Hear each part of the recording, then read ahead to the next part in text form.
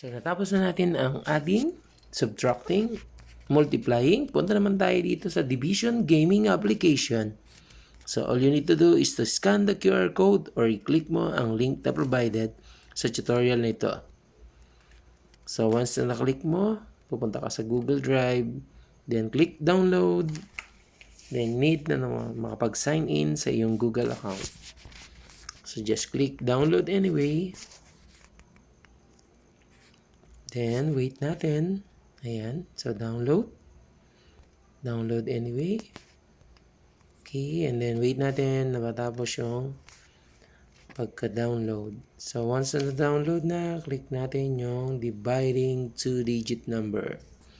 Then, after that, click natin yung install and then wait natin na ma-install sa ating Android app, Android cellphone.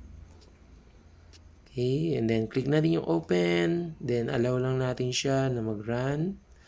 And then pwede na tayo mag-start, mag-divide. So click natin yung start. Yan, and then pwede na tayong mag-divide.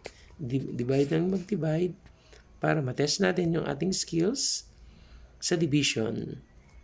Okay, so pwede natin yung i-try. So may timer din siya at may score na nasa left side. Okay. So, ang maganda dito, pwede nating ulit-ulitin hanggang sa ma-master natin yung mga numbers na given dito.